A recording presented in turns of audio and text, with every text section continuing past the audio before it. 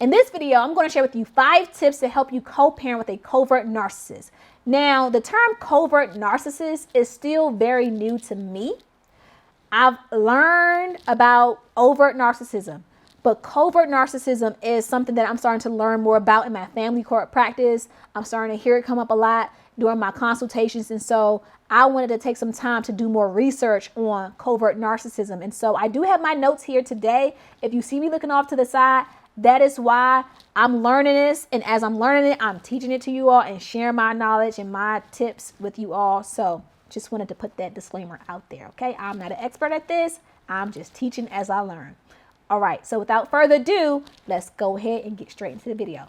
All right. So when I did research online about what a covert narcissist is, this is the definition that I got. It says a covert narcissist is someone who craves admiration and importance, lacking empathy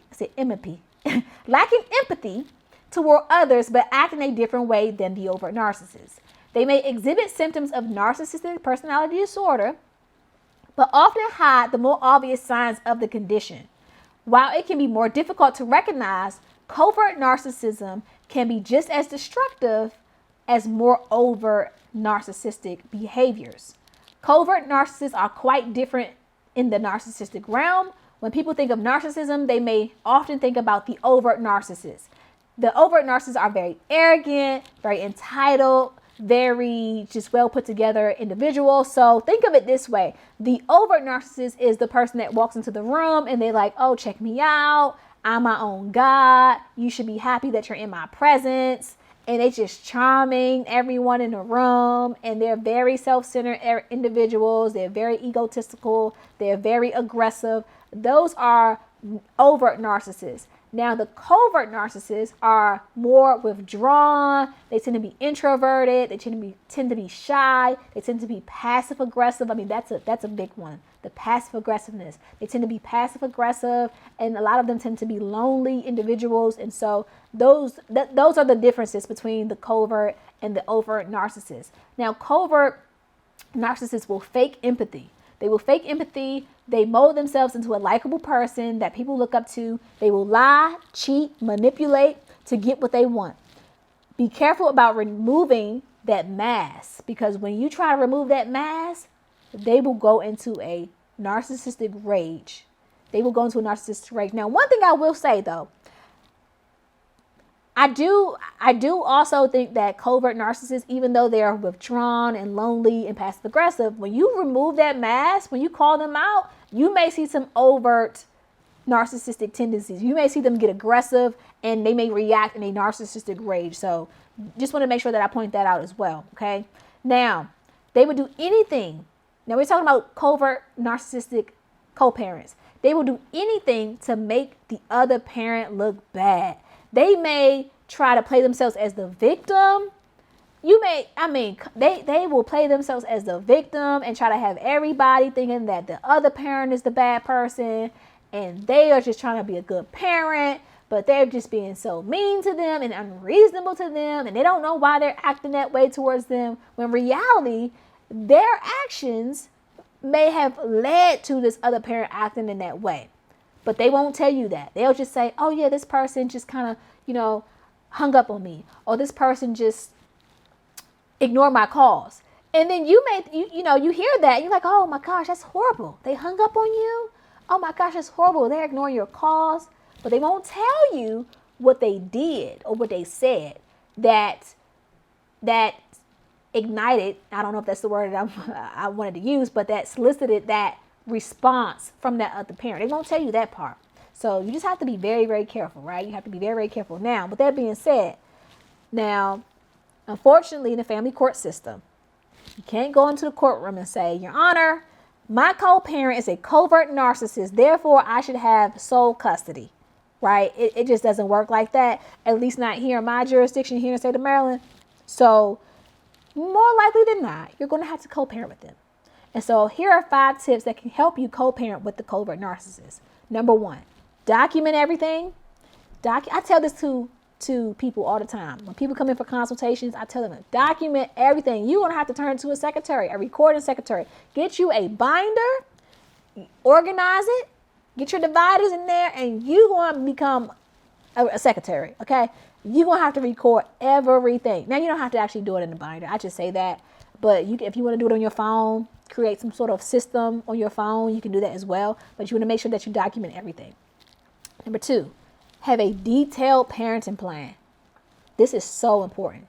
So important. When you're dealing with a narcissist, you want to have as less contact, as less communication as possible. And so in order to do so, you want to make sure that your parenting plan is detailed. You don't want to just leave things open-ended. So for example, I have cases where the parties co-parent pretty well. And so they don't need strict, detailed language that says that let's say for example, holiday schedule will be Christmas, odd years with, one parent, even years with the other parent, the time from 9 a.m. to 6 p.m., who's going to be responsible for transportation, and, just those very, very specific particulars.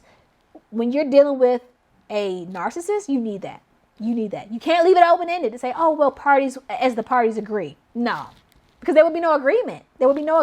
And so you want to make sure that you have your parenting plan as detailed as possible. And if you are interested in me making a video about things you should consider, things you should include in your parenting plan when you are co-parenting with a covert narcissist, please let me know by hitting the like button, and also leaving a comment down below in the comment section. So that way I'll know, right? And then if enough people want to see that video, then I'll make a video talking about that. Okay? So that's number 2. Number 3, don't talk bad about the parent to the child.